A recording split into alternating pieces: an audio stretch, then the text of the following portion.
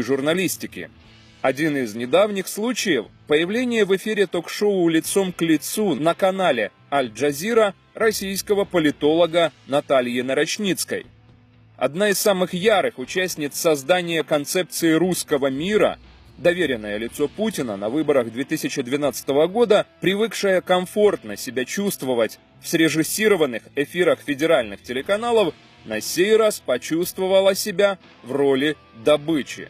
67-летняя бывшая депутатка Госдумы согласилась на откровенный разговор с 36-летним британским журналистом Мехди Хасаном.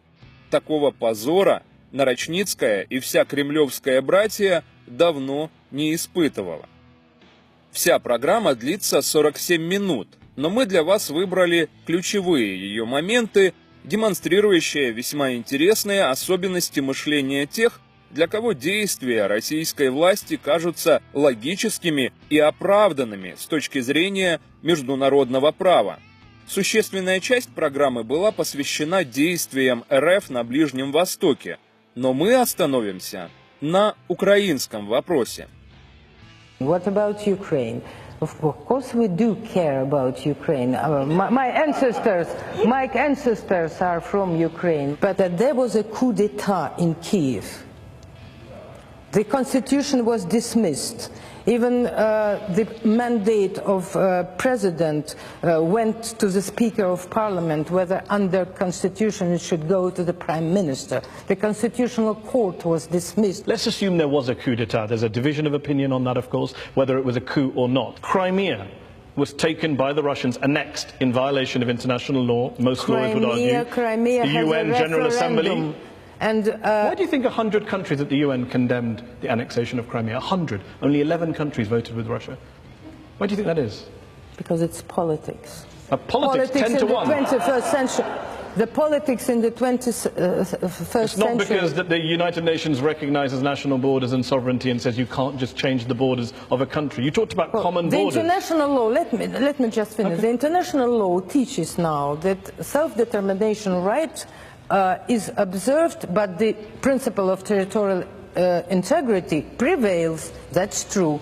Only but in a case when self-determination rights are combined with so-called, it's in the textbooks of international law, when the people maintain historical, linguistic, cultural and other types of so on that basis, Crimea can be independent. With the maternal state. So you support the idea that Crimea, on this your reading of international law, Crimea had the right to leave Ukraine and be part of Russia on the basis of self-determination? I think so. Okay, so when will Russia be holding a referendum in Chechnya and in Dagestan for those places to go independent? Let them do it. You're in support of that? You're happy for Chechnya to leave the Russian Federation and become independent or join another country? They don't Seriously? want it.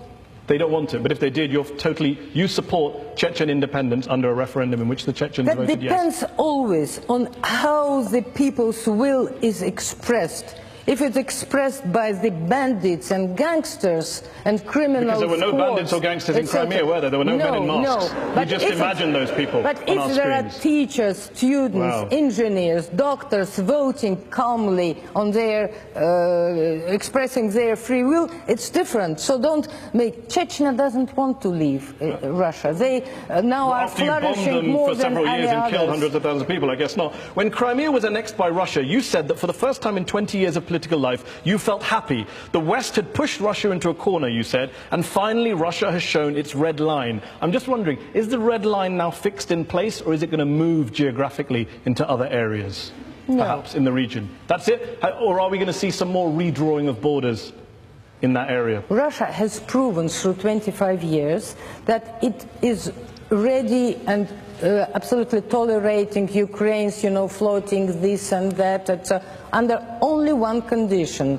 that was shown and obvious, that Ukraine doesn't enter NATO. Ukraine didn't enter NATO.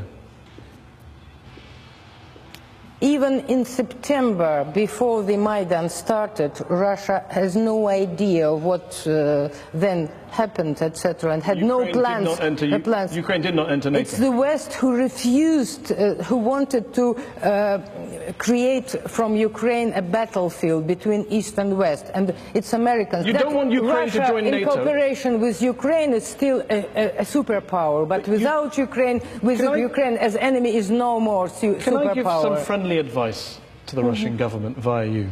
If you don't want your neighbour to join a military alliance, best not to invade and occupy part of that country, because the first thing they want to do is join a military alliance. Very good. Why are you so on the side of NATO? On the I'm on the side of NATO? Yes, of course. Maybe you should watch the show I did with the former head of NATO, where I put all these arguments to. In eastern Ukraine, are there Russian forces in eastern Ukraine? Not Russian forces. Separate Russians, yes, but not Russian forces. So it's different legally at all. So when a Russian... do you mean there are, you know, squads on parts of the army with tanks that's crossing? Exactly what I'm asking. No. Okay, so when a Russian special forces soldier, Dmitry Shlapnikov, tells the BBC that he and his fellow troops were in Ukraine, when captured soldier in Ukraine, Alexander Anatolyevich, identifies himself as a Russian serviceman in the Russian armed forces, what were they doing there? Sightseeing? Taking a tour? It is denied. It is denied by officials. Do you agree with them? I quite agree, but I believe that there are some Russian soldiers, of course, and officers. I don't deny that. But legally, every country, when it's helping the situation according to the interest and according to the appeal, they do it legally correct. But it's not illegal for Russian soldiers to be in Ukraine, under any reading of international law. Was it legal for American specialists in all places where they have been? Was it legal for Americans to be in Iraq? No. Okay, good. Back to the question. Was it illegal? Is it legal for Russian forces to be in Ukraine?